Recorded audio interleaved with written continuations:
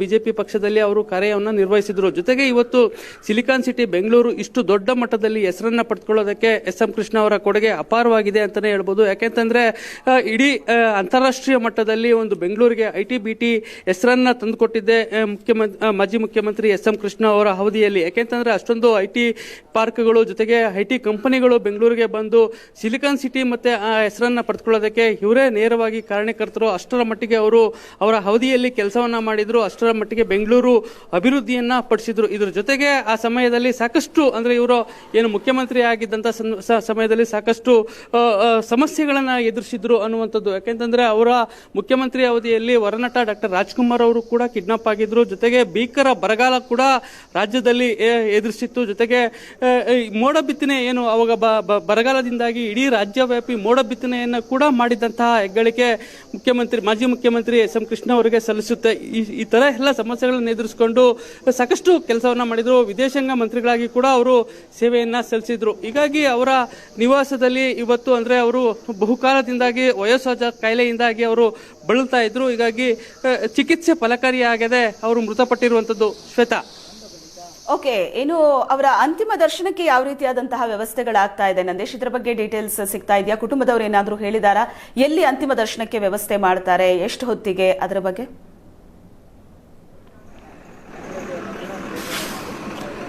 ಶ್ವೇತಾ, ಏನಂತಂದ್ರೆ ಅವರ ಎಲ್ಲಿ ಅಂತ್ಯಕ್ರಿಯೆ ಮಾಡ್ತಾರೆ, ಜೊತೆಗೆ ಅವರ ಕುಟುಂಬಸ್ಥರು ಇನ್ನೂ ಕೂಡ ಒಳಗಡೆ ಇದ್ದಾರೆ. ಆದ್ರೆ ಮಾಧ್ಯಮದವ್ರನ್ನ ಯಾರನ್ನೂ ಕೂಡ ಅವರ ಒಳಗಡೆ ಬಿಡ್ತಾ ಇಲ್ಲ. ಹೀಗಾಗಿ ಅವರು ಎಲ್ಲಿ ಅಂತಿಮ ಸಂಸ್ಕಾರ ಮಾಡ್ತಾರೆ ಮತ್ತೆ ಅನ್ನುವಂಥದ್ದು ಕೂಡ ಇನ್ನೂ ಸಿಗ್ತಾ ಇಲ್ಲ. ಯಾಕೆಂತಂದ್ರೆ ಈಗಾಗಲೇ ಬೆಳಗಾವಿಯಲ್ಲಿ ಅಧಿವೇಶನ ನಡೀತಾ ಇದೆ. ರಾಜಕೀಯ ಗಣ್ಯರು, ವಿವಿಧ ಪಕ್ಷಗಳ ಗಣ್ಯರು ಎಲ್ಲರೂ ಕೂಡ ಬೆಳಗಾವಿಯಲ್ಲೇ ಇರೋದ್ರಿಂದ ಅವರಿಗೆ ಒಬ್ಬೊಬ್ಬರಾಗಿ ಅವರು ಬಂದು ದರ್ಶನವನ್ನ ಪಡೆದುಕೊಳ್ತಾರೆ. ಜೊತೆಗೆ ಎಲ್ಲಿ ಅವರ ಹುಟ್ಟೂರಲ್ಲಿ ಮಾಡಬೇಕಾ, ಬೆಂಗಳೂರಿನಲ್ಲೇ ಮಾಡಬೇಕಾ ಅನ್ನುವಂಥದ್ದು ಕೂಡ ಇನ್ನೂ ನಿರ್ಧಾರವಾಗಿಲ್ಲ. ಜೊತೆಗೆ ಏನಂತಂದ್ರೆ ಒಳಗಡೆ ಸಾಕಷ್ಟು ಅವರ ಕುಟುಂಬಸ್ಥರು ಇದ್ದಾರೆ. ಒಳಗಡೆ ಕೂಡ ಇನ್ನು ಮಾಧ್ಯಮಗಳಿಗೆ ಅವರ ಇನ್ನು ಭಾವಚಿತ್ರವನ್ನ ಎಸ್.ಎಂ. ಕೃಷ್ಣ ಅವರ ನಿಧನ ಆಗಿರುವಂತಹ ಅವರ ಪಾರ್ಥಿವ ಶರೀರವನ್ನ ಇನ್ನೂ ಕೂಡ ರಿವೀಲ್ ಮಾಡಿಲ್ಲ. ಹೀಗಾಗಿ ಒಬ್ಬೊಬ್ಬರಾಗೆ ಕುಟುಂಬಸ್ಥರು, ಪೊಲೀಸ್ ಅಧಿಕಾರಿಗಳು ಕೂಡ ಎಲ್ಲರೂ ಬರ್ತಾ ಇದ್ದಾರೆ. ಅಂತಿಮ ನಿರ್ಧಾರ ಇನ್ನೇನು ಕೆಲವೇ ಕ್ಷಣಗಳಲ್ಲಿ ಎಲ್ಲಿ ಅವರ ಅಂತ್ಯಕ್ರಿಯೆಯನ್ನ ಮಾಡ್ತಾರೆ ಅನ್ನುವಂಥದ್ದು ಕೂಡ ಅವರು ತಿಳಿಸ್ತಾರೆ. ಶ್ವೇತಾ. ಓಕೆ ನಂದೇಶ್, ಈಗ ಸದ್ಯಕ್ಕೆ ಯಾರಿದ್ದಾರೆ ಒಳಗಡೆ? ಅವರ ಕುಟುಂಬದವರಾಗಿರ್ಬೋದು ಅಥವಾ ಈಗ ರಾಜಕೀಯ ನಾಯಕರೇ ಅವರ ಕುಟುಂಬಕ್ಕೆ ಹತ್ರ ಇರೋರು, ಸೊ ಯಾರಿದ್ದಾರೆ?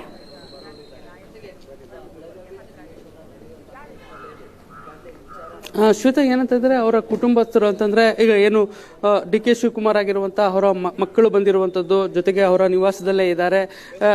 ಎಸ್.ಎಂ. ಕೃಷ್ಣ ಕಡೆಯವರು ಕೂಡ ಅವರ ಮಕ್ಕಳು ಕಡೆಯವರು, ಅಳಿಯಂದ್ರು, ಅವರ ದೂರದ ಸಂಬಂಧಿಕರು ಕೂಡ ಒಬ್ಬೊಬ್ಬರೇ ಹಾಗೆ ಬರ್ತಾ ಇರುವಂತದ್ದು. ಸಾಕಷ್ಟು ಸುಮಾರು ಒಂದು 100ರಿಂದ 150 ಜನರು ಕೂಡ ಅವರ ಕುಟುಂಬಸ್ಥರು ಒಳಗಡೆ ಇದ್ದಾರೆ ಅನ್ನುವಂಥ ಮಾಹಿತಿ ಸಿಗ್ತಾ ಇದೆ. ಎಕ್ಸಾಕ್ಟ್ ಆಗಿ ಒಳಗಡೆ ಯಾರ್ಯಾರು ಇದ್ದಾರೆ ಅನ್ನುವಂಥದ್ದು ಕೂಡ ಇದುವರೆಗೂ ಕೂಡ ಮಾಹಿತಿ ಸಿಗ್ತಾ ಇಲ್ಲ. ಹೀಗಾಗಿ ಪೊಲೀಸ್ ಅಧಿಕಾರಿಗಳು ಕೂಡ, ಕಮಿಷನರ್ ಕೂಡ ಭೇಟಿಯನ್ನ ಕೊಟ್ಟು ಎಲ್ಲ ಕೂಡ ಈಗ ಮನೆಯ ಒಳಗಡೆ ವಿಜುವಲ್ಸ್ ಅನ್ನ ನಮ್ಮ ಕ್ಯಾಮರಾಮನ್ ನಾಗಾರ್ಜುನ್ ತೋರಿಸ್ತಾ ಇದ್ದಾರೆ.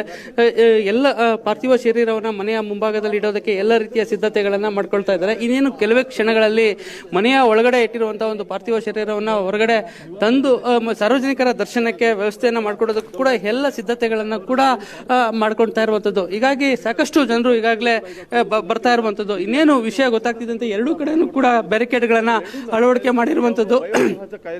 ಹೀಗಾಗಿ ಸಾಕಷ್ಟು ಜನರು ಸೇರುವಂತಹ ಒಂದು ನಿರೀಕ್ಷೆ ಇದೆ. ಹೀಗಾಗಿ ಒಳಗಡೆ ಅಂದ್ರೆ ಎಕ್ಸಾಕ್ಟ್ ಆಗಿ ಅವರ ಮನೆಯಲ್ಲಿ ಅವರ ಕುಟುಂಬಸ್ಥರು, ಹತ್ತಿರದ ಸಂಬಂಧಿಗಳು ಯಾರ್ಯಾರು ಇದ್ದಾರೆ ಅನ್ನುವಂಥದ್ದು ಕೂಡ ಇನ್ನಷ್ಟು ಮಾಹಿತಿ ತಿಳಿದು ಬರಬೇಕಾಗಿದೆ. ಯಾಕೆಂತಂದ್ರೆ ಮಧ್ಯರಾತ್ರಿ ಈ ಒಂದು ಅವರು ಏನು ನಿಧನ ಆಗಿರೋ ವಿಚಾರ ತಿಳಿತಿದ್ದಂತೆ ಒಬ್ಬೊಬ್ಬರೇ ಅವರ ಸಂಬಂಧಿಕರು ಕೂಡ ಬರ್ತಾ ಇರುವಂತದ್ದು. ಶ್ವೇತಾ. ಓಕೆ ನಂದೀಶ್, ಈಗ ಮನೆ ಹೊರಗಡೆ ಯಾವ ರೀತಿ ಭದ್ರತೆ ವ್ಯವಸ್ಥೆ ಮಾಡಲಾಗಿದೆ ಅದನ್ನ ಕ್ಯಾಮ್ರಾದಲ್ಲಿ ಪ್ಯಾನ್ ಮಾಡಿ ತೋರಿಸಬಹುದು? ಅಂದ್ರೆ ಮನೆ ಎರಡೂ ಬದಿಗಳಲ್ಲೂ ಕೂಡ ಬ್ಯಾರಿಕೇಡ್ ಹಾಕಿ ಈಗ ಭದ್ರ ಮಾಡಿದ್ದಾರೆ ಅಂತ. ಅಭಿಮಾನಿಗಳು ಈಗಲೇ ಬರ್ತಾ ಇದ್ದಾರೆ, ನಾವು ನೋಡ್ತಾ ಇದ್ವಿ. ಕುಟುಂಬಸ್ಥರು ಮತ್ತೆ ಸ್ನೇಹಿತರು ಮಾತ್ರ ಬರ್ತಾ ಇದ್ದಾರೆ, ಬಟ್ ಅವರ ಅಭಿಮಾನಿಗಳು, ಕಾರ್ಯಕರ್ತರು ಕೂಡ ಸೇರ್ತಿದ್ದಾರಾ?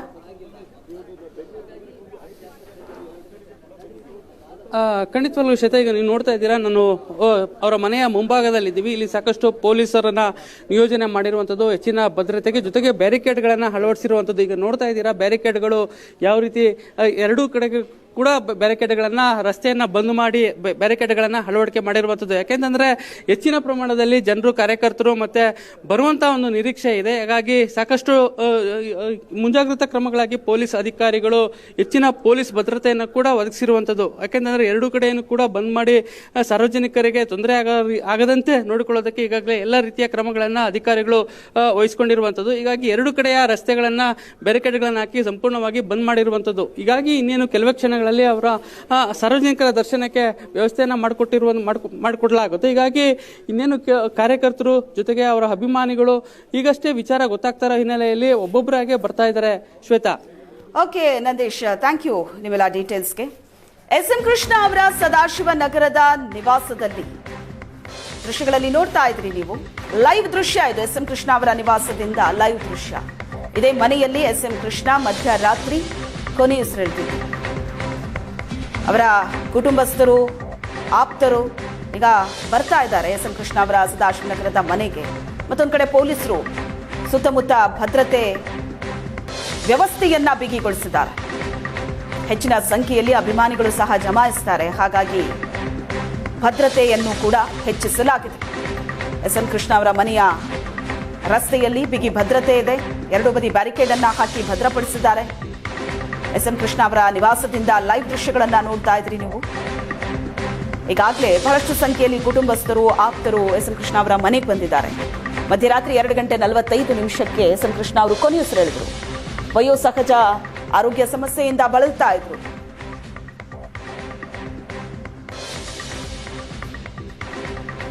ಸಾವಿರದ 1999ರಲ್ಲಿ ರಾಜ್ಯದ ಮುಖ್ಯಮಂತ್ರಿಯಾಗಿ ಸೇವೆ ಸಲ್ಲಿಸಿದ್ದು ಎಸ್.ಎಂ. ಕೃಷ್ಣ ಅವರು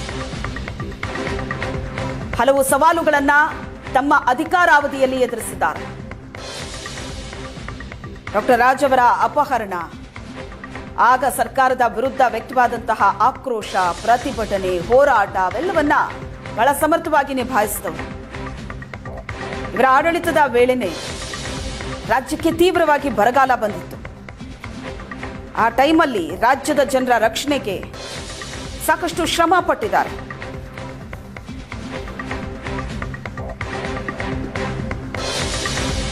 ಕಾವೇರಿ ನೀರಿನ ವಿವಾದ ಕೂಡ ಎಸ್.ಎಂ. ಕೃಷ್ಣ ಅವರು ಮುಖ್ಯಮಂತ್ರಿಯಾಗಿದ್ದಂತಹ ಸಂದರ್ಭದಲ್ಲಿ ನಿಭಾಯಿಸಿದ್ರು. ತಮಿಳುನಾಡು ಕಾವೇರಿ ನೀರಿಗಾಗಿ ಖ್ಯಾತೆ ತೆಗಿತ್ತು. ಆ ಸಂದರ್ಭದಲ್ಲಿ ಮಂಡ್ಯ ಸೇರಿದಂತೆ ಹಳೆ ಮೈಸೂರು ಭಾಗದಲ್ಲಿ ತೀವ್ರವಾದಂತಹ ಹೋರಾಟಗಳು ನಡೆಯಿತು. ಇಷ್ಟೆಲ್ಲ ಸಮಸ್ಯೆಗಳ, ಸವಾಲುಗಳ ನಡುವೆಯೂ ಸಹ ಬಹಳ ದೂರದರ್ಶಿತ್ವ ಇರುವಂತಹ ರಾಜಕಾರಣಿ ಅನ್ನೋದನ್ನ ಎಸ್.ಎಂ. ಕೃಷ್ಣ ಅವರು ಪ್ರೂವ್ ಮಾಡಿಕೊಂಡಿದ್ರು. ಬೆಂಗಳೂರನ್ನ ಸಿಲಿಕಾನ್ ಸಿಟಿಯಾಗಿ ಮಾಡಿದ್ದು, ಐಟಿ-ಬಿಟಿಯಲ್ಲಿ ಬಹುದೊಡ್ಡ ಕ್ರಾಂತಿ ಸೇರಿದಂತೆ ಇನ್ನು ಹತ್ತಾರು ಅಭಿವೃದ್ಧಿ ಕೆಲಸಗಳು ಅವರ ಅವಧಿಯಲ್ಲಿ ನಡೆಯಿತು. ಈ ಬಗ್ಗೆ ಮಾತಾಡೋದಕ್ಕೆ ರಾಜಕೀಯ ವಿಶ್ಲೇಷಕರಾದಂತಹ ಪ್ರಶಾಂತ್ ನಾತು ನಮ್ಮ ಜೊತೆ ಸಂಪರ್ಕದಲ್ಲಿದ್ದಾರೆ. ಪ್ರಶಾಂತ್, ಎಸ್.ಎಂ. ಕೃಷ್ಣ ಅವರು ಮಧ್ಯರಾತ್ರಿ ಇನ್ನಿಲ್ಲ ಅನ್ನೋ ಸುದ್ದಿ ಬರ್ತಾ ಇದ್ದಂತೆ ಇದು ರಾಜಕೀಯ ಕ್ಷೇತ್ರಕ್ಕೆ ಒಂದು ರೀತಿ ದೊಡ್ಡ ಆಘಾತವೇ ಸರಿ. ಯಾಕಂದ್ರೆ ಬಹಳಷ್ಟು ಹುದ್ದೆಗಳನ್ನ ನಿಭಾಯಿಸಿದಂಥವ್ರು, ಅದು ಕೂಡ ಸಮರ್ಥವಾಗಿ ನಿಭಾಯಿಸಿದವರು. ಎಸ್.ಎಂ. ಕೃಷ್ಣ ಅವರು ಸಿಎಂ ಆಗಿದ್ದಂತಹ ಸಂದರ್ಭ 1999, ಅದನ್ನ ಯಾರೂ ಕೂಡ ಮರೆಯೋದಕ್ಕೆ ಸಾಧ್ಯ ಇಲ್ಲ. ಅಷ್ಟರ ಮಟ್ಟಿಗೆ ಸವಾಲುಗಳನ್ನ ಎಸ್.ಎಂ. ಕೃಷ್ಣ ಅವರು ಎದುರಿಸಿದ್ರು. ಮೊದಲ ನನ್ನ ಪ್ರಶ್ನೆ ಕೇಳೋದಾದ್ರೆ, ಎಸ್.ಎಂ. ಕೃಷ್ಣ ಅವರ ಬಗ್ಗೆ ನೀವು ಇಷ್ಟೊಂದು ರಾಜಕೀಯದ ಬಗ್ಗೆ, ರಾಜಕಾರಣಿಗಳ ಬಗ್ಗೆ ವಿಶ್ಲೇಷಣೆ ಮಾಡ್ತಾ ಇರ್ತೀರಿ, ಮಾತಾಡ್ತಾ ಇರ್ತೀರಿ. ಎಸ್.ಎಂ. ಕೃಷ್ಣ ಅಂದ ತಕ್ಷಣ ನಿಮಗ್ ತಟ್ಟಂತ ನೆನಪಾಗೋದೇನು? ಅತ್ಯಂತ ಅಪರೂಪದ ಒಬ್ಬ ದೂರದೃಷ್ಟಿಕೋನ ಇದ್ದ ನಾಯಕ. ಪ್ರಾಯಶಃ 1999 ನಂತರ, ಅಂದ್ರೆ 91ರಲ್ಲಿ ಜಾಗತೀಕರಣ ಅಂದ್ರೆ ಮುಕ್ತ ವ್ಯಾಪಾರ ಶುರು ಆದ ನಂತರ ಬೆಂಗಳೂರಿನಲ್ಲಿ ಏನು ಐಟಿ-ಬಿಟಿ ಬೆಳಿಲಿಕ್ಕೆ ಶುರು ಆಯ್ತು. ಆ ಐಟಿ-ಬಿಟಿ ಇಂಡಸ್ಟ್ರಿಗೆ ತಕ್ಕಂತೆ ಬೆಂಗಳೂರು ಇರಬೇಕು ಅನ್ನುವ ಕಾರಣಕ್ಕೋಸ್ಕರ ಬೆಂಗಳೂರಿನಲ್ಲಿ ನಾನಾ ರೀತಿಯಾಗಿರ್ತಕ್ಕಂಥ ಪ್ರಾಜೆಕ್ಟ್ಸ್ ಗಳನ್ನ ತಂದ, ಬೆಂಗಳೂರು ಅಭಿವೃದ್ಧಿಗೆ ಅತ್ಯಂತ ಹೆಚ್ಚು ಒಂದು ಪ್ರಾಧಾನ್ಯತೆ ಕೊಟ್ಟ ನಾಯಕ ಅನ್ನುವ ರೀತಿಯಲ್ಲಿ ಎಸ್.ಎಂ. ಕೃಷ್ಣರನ್ನ ನೋಡ್ಲಾಗತ್ತೆ. 1999ರಿಂದ 2004ರವರೆಗೆ 5 ವರ್ಷಗಳ ಕಾಲ ಅವರೇನು ಕರ್ನಾಟಕದ ಮುಖ್ಯಮಂತ್ರಿ ಆಗಿದ್ರು. ಆಗ ಒಂದು ಅಭಿವೃದ್ಧಿಯ ಕಾರಣದಿಂದ ಅಭಿವೃದ್ಧಿ ಅತ್ಯಂತ ಹೆಚ್ಚು ಕರ್ನಾಟಕದಲ್ಲಿ ವೇಗ ಪಡೆದಿದ್ದು 1999ರಲ್ಲಿ ಎಸ್.ಎಂ. ಕೃಷ್ಣ ಮುಖ್ಯಮಂತ್ರಿ ಆದ ನಂತರ. ಅವರ ದೂರದೃಷ್ಟಿಕೋನ ಅದು ಬೆಂಗಳೂರಿನಲ್ಲಿ ಫ್ಲೈಓವರ್ಗಳ ನಿರ್ಮಾಣ, ರಸ್ತೆಗಳ ನಿರ್ಮಾಣ, ಮೂಲಭೂತ ಸೌಕರ್ಯ ಅಭಿವೃದ್ಧಿ, ಮೆಟ್ರೋ, ಕೆಂಪೇಗೌಡ ಅಂತಾರಾಷ್ಟ್ರೀಯ ವಿಮಾನ ನಿಲ್ದಾಣ, ಇವೆಲ್ಲವನ್ನ ಕೂಡ ವಿಷನ್ ರೂಪದಲ್ಲಿ, ಒಂದು ಡ್ರಾಫ್ಟ್ ನ ರೂಪದಲ್ಲಿ ತಂದು ಅದನ್ನ ಈ ರೀತಿ ಈ ಮಾಡೆಲ್ ನಲ್ಲಿ ಬೆಂಗಳೂರನ್ನ ಅಭಿವೃದ್ಧಿ ಪಡಿಸಬೇಕು ಅಂತಕ್ಕಂಥ ಒಂದು ವಿಷನ್ ರೂಪಿಸಿದ್ದೆ ಎಸ್.ಎಂ. ಕೃಷ್ಣ ಅವರ ಹೆಗ್ಗಳಿಕೆ. ಆ ಕೀರ್ತಿ ನಿಸ್ಸಂದೇಹವಾಗಿ ಅವರಿಗೆ ಸಲ್ಲತ್ತೆ. ನಂತರದ ದಿನಗಳಲ್ಲಿ ಬೆಂಗಳೂರು ನಾನಾ ರೀತಿಯ ಕಾರಣಗಳಿಂದಾಗಿ ಹಳಿ ತಪ್ಪಿದ್ದು ಇದೆ. ಆದ್ರೆ 1999ರಲ್ಲಿ ಯಾವ ರೀತಿಯಾಗಿರ್ತಕ್ಕಂಥ ಒಂದು ವಿಷನ್ ಅನ್ನ ರೂಪಿಸಿದ್ರು, ಬೆಂಗಳೂರು ನನಗನ್ಸುತ್ತೆ ಒಂದು ರೀತಿ ಸರೋವರ ಪಾರ್ಕ್ಗಳ, ಅತಿ ಹೆಚ್ಚು ಪಾರ್ಕ್ಗಳಿದ್ವು, ಕೆರೆಗಳಿದ್ವು, ಆದ್ರೆ ಮೂಲಭೂತ ಸೌಕರ್ಯ. ಪ್ರಶಾಂತ್ ಹಾಗೆ ಸಂಪರ್ಕದಲ್ಲಿ ನಮ್ಮ ಗುರುಗಳಾಗಲಿದ್ದಾರೆ. ಇವತ್ತು ಏನು ಹೇಳಕ್ ಇಷ್ಟಪಡ್ತೀರಿ? ಭಾಳ ದಿನದಿಂದ ಆರೋಗ್ಯ ಸ್ವಲ್ಪ ಏರುಪೇರಾಗಿತ್ತು. ಗುರು ಮತ್ತು ಕುಟುಂಬ ಎರಡೂ ಕೂಡ. ಸೊ ಒಂದು ದೊಡ್ಡ ರಾಜ್ಯದ ಒಂದು ಆಸ್ತಿಯಾಗಿದ್ದು, ಅವರ ಬದುಕು, ಅವರ ಇತಿಹಾಸ ಈಗ ನಾನು ವರ್ಣನೆ ಮಾಡೋಕ್ಕಿಂತ ಮುಂದಕ್ಕೆ ಯಾವ ರೀತಿ ಕೆಲವು ಕಾರ್ಯಕ್ರಮಗಳನ್ನ ಮಾಡಬೇಕು ಅಂತ ತೀರ್ಮಾನ ಮಾಡಬೇಕು. ಅದಕ್ಕೆ ನಾನು ಬೆಂಗಳೂರಿಗೆ ಹೋಗಿ ನಾನು ಮಾತಾಡಿದೆ, ಮನೆಯಲ್ಲಿ ಎಲ್ಲರಿಗೂ ಮಾತಾಡಿದೆ. ನಾನು ಶ್ರೀಮತಿ ಕೃಷ್ಣ ಅವ್ರಿಗೆ, ನನ್ನ ಮಗಳಿಗೆ, ನನ್ನ ಅಳಿಯಂಗೆಲ್ಲ ಮಾತಾಡಿದೆ. ಸೊ ನಮ್ಮದು ಖಂಡಿತ ಒಳ್ಳೆ ಅವರ ಬದುಕಿಗೆ ಒಂದು ದೊಡ್ಡ ಸಾಕ್ಷಿ ಗುಡ್ಡೆಗಳನ್ನು ಬಿಟ್ಟು ಹೋಗಿದ್ದಾರೆ. ಅದರದ್ದೇನು ಅನುಮಾನ ಏನಿಲ್ಲ. ಅದು ನೀವೇ ಮಾಧ್ಯಮ ಎಲ್ಲ ಕೂಡ ತಾವೆಲ್ಲ ನೋಡಿದ್ದೀರಿ.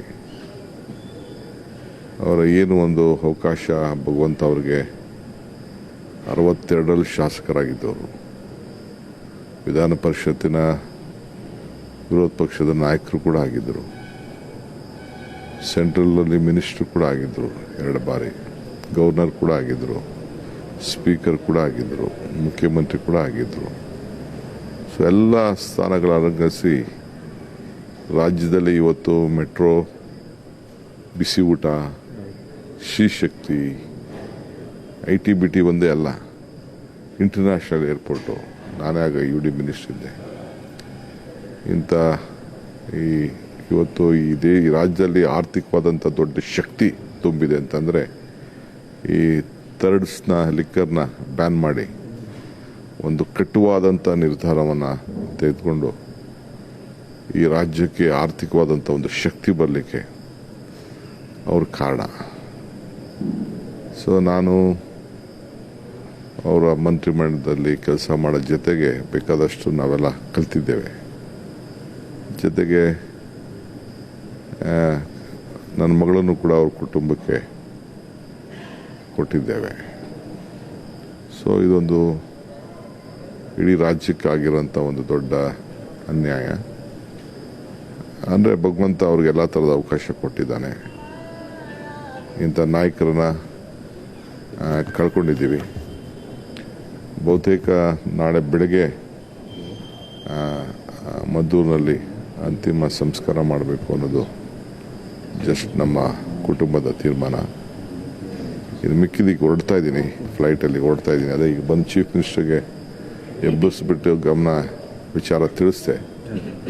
ನಾನು ಅಸೆಂಬ್ಲಿಲಿ ಪಾಲ್ಗೊಳ್ಳೋಕ್ಕಾಗಲ್ಲ, ಇನ್ನು ಆರ್ಬಿಟ್ರಲ್ಲಿ ಮಾಡೋಕ್ಕಾಗಲ್ಲ. ಅಲ್ಲಿ ಬಂದು ಏನೋ ಒಂದು ಗೌರವ ಸಲ್ಲಿಸಬೇಕು, ಅದನ್ನು ಮಾಡೋಕ್ಕೆ ಇವತ್ತಾಗಲ್ಲ. ನಾನು ಕೂಡಲೇ ಹೊರಡಬೇಕಾಗಿದೆ. ಹೊರಟು ಆಮೇಲೆ ಮುಂದಕ್ಕೆ ಏನು ಬೆಂಗಳೂರಲ್ಲಿ ನಾನು ಮಾತಾಡ್ತೀನಿ. ಪರಿಪೂರ್ಣವಾಗಿ ಸಾಹೇಬ್ರ ಜೊತೆ ಯಾವಾಗ ಮಾತನಾಡಿದ್ರಿ ಅನಾರೋಗ್ಯ ತುತ್ತಾದಾಗ? ಇಲ್ಲ, ನಾನು ಮಾತಾಡಿದೆ. ನಾನು ಹಾಸ್ಪಿಟ್ಲಿಗೆ ಹೋಗಿದ್ದೆ, ಮನೆಗೆ ಹೋಗಿದ್ದೆ, ಮನೇಲೂ ಕೂಡ ಎಲ್ಲ ಮಾತಾಡಿದೆ. ಅವರು ಅನೇಕ ಕೆಲವರ ವಿಚಾರಗಳನ್ನೆಲ್ಲ ಮಕ್ಕಳಿಗೆಲ್ಲ ತಿಳಿಸಿದ್ದಾರೆ.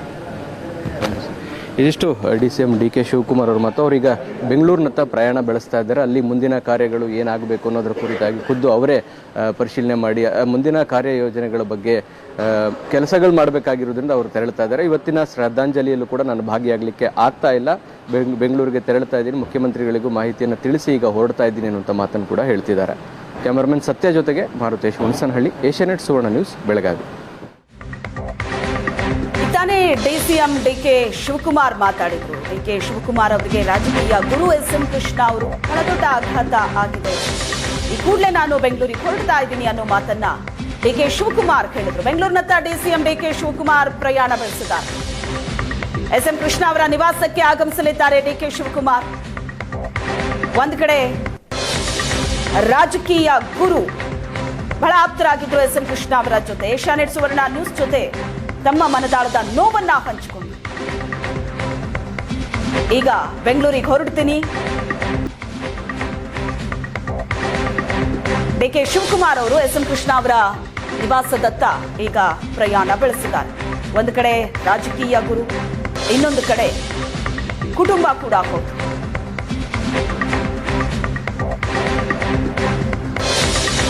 ಎಸ್.ಎಂ. ಕೃಷ್ಣ ಅವರ ನಿಧನ ಬಹಳ ದೊಡ್ಡ ಆಘಾತ.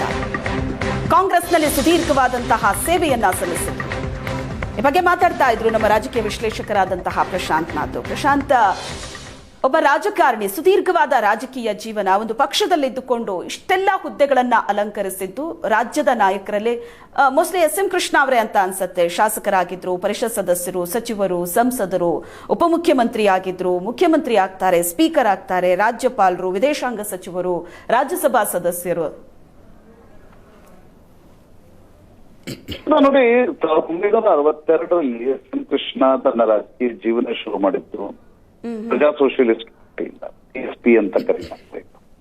ಅದು ಕಾಂಗ್ರೆಸ್ನ ವಿರುದ್ಧ ಇರ್ತಕ್ಕಂಥ ಪಾರ್ಟಿಯಿಂದ ಎಸ್.ಎಂ. ಕೃಷ್ಣ ತಮ್ಮ ರಾಜಕೀಯ ಜೀವನವನ್ನು ಆರಂಭಿಸಿದರು.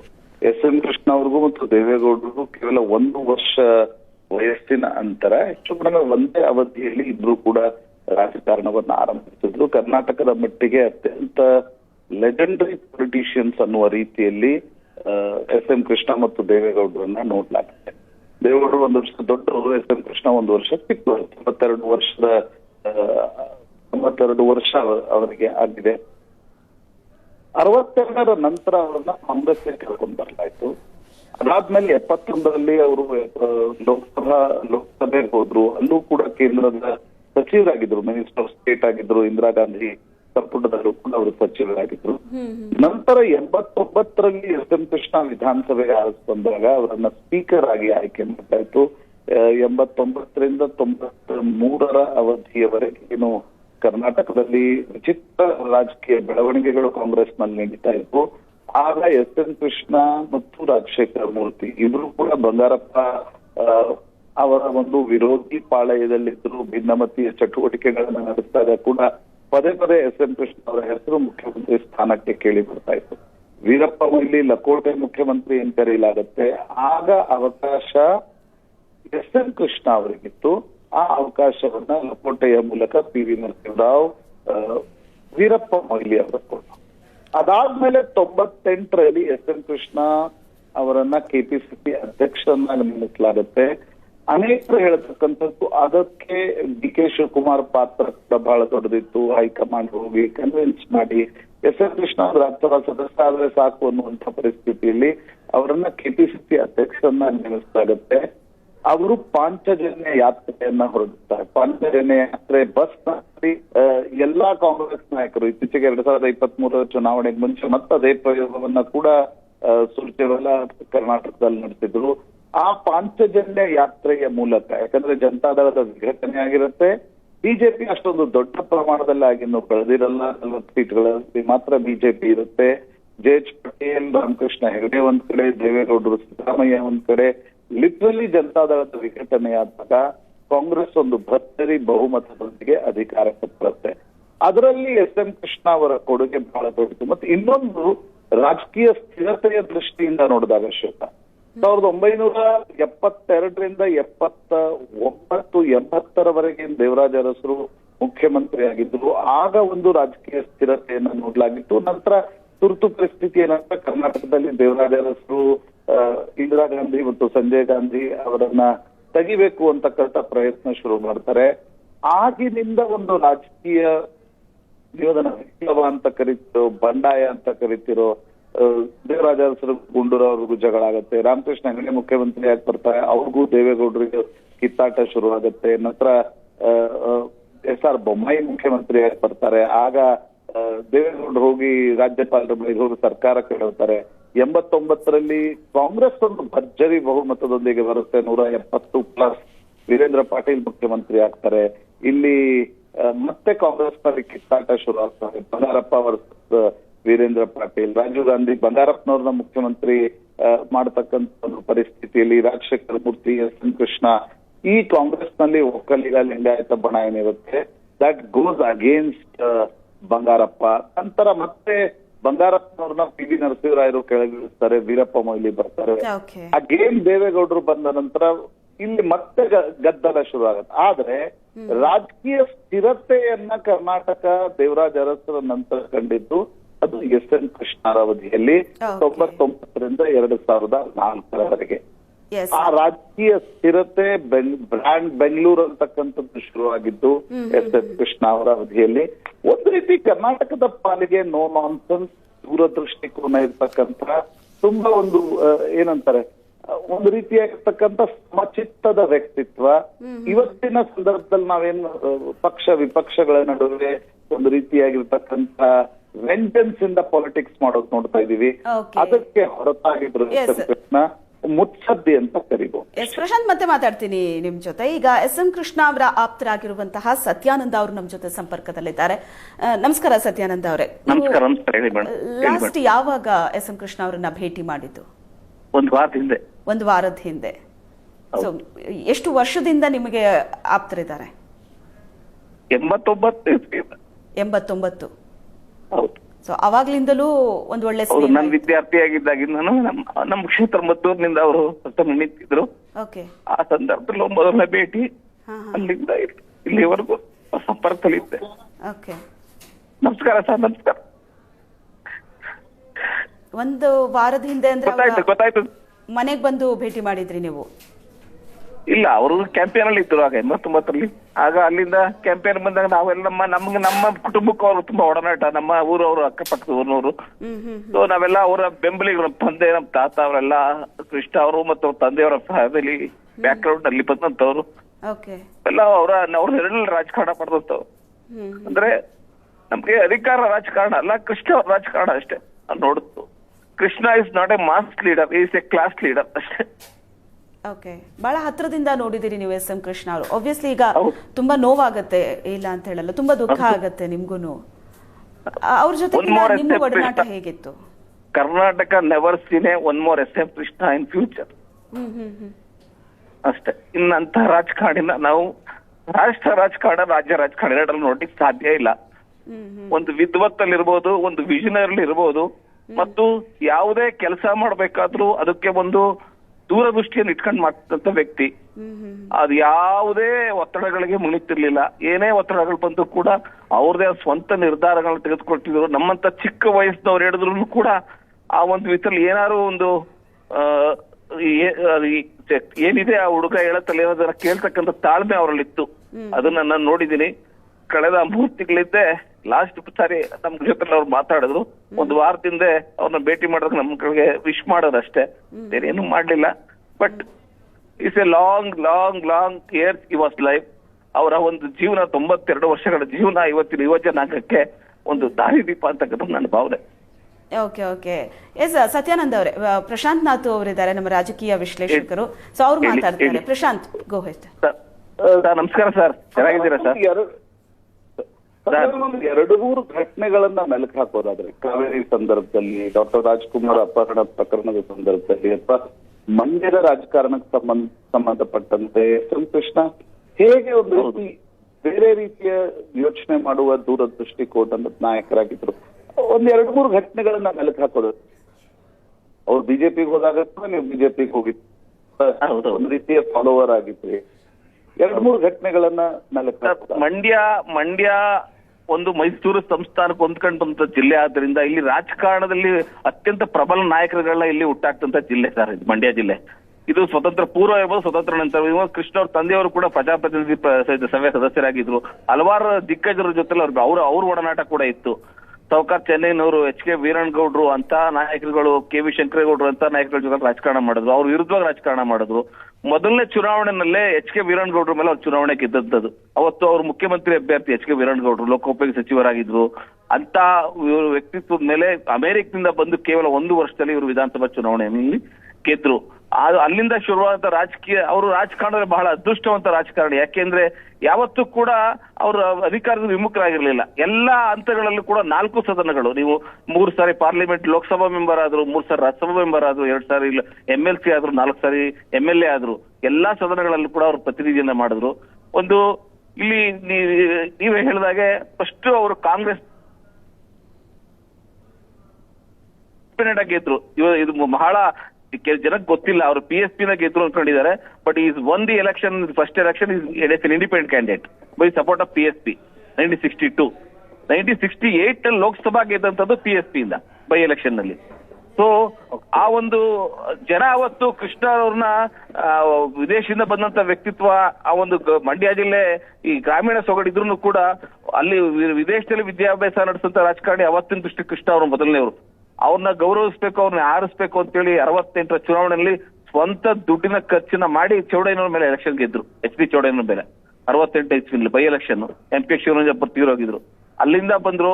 ಒಂದ್ ಕಡೆ KV ಶಂಕರೇಗೌಡರು ಗುಂಪು, ಇನ್ನೊಂದ್ ಕಡೆ G ಮಾದೇಗೌಡ್ರು ಅಂತ ವ್ಯಕ್ತಿ 8 ಸಾರಿ MLA ಆಗಿರೋ, 2 ಸಾರಿ MLA ಆಗಿರೋ, ಅವ್ರು ಯಾರು ಉತ್ತುಂಗಕ್ಕೆ ಬೆಳೆಯಕ್ಕಾಗ್ಲಿಲ್ಲ. ಆದ್ರೆ ಕೃಷ್ಣರವರು ತಮ್ಮ ವ್ಯಕ್ತಿತ್ವದ ಮೂಲಕ ರಾಜ್ಯ ರಾಜಕಾರಣ, ರಾಷ್ಟ್ರ ರಾಜಕಾರಣ ಉತ್ತುಂಗಕ್ಕೆ ಬೆಳೆದ್ರು.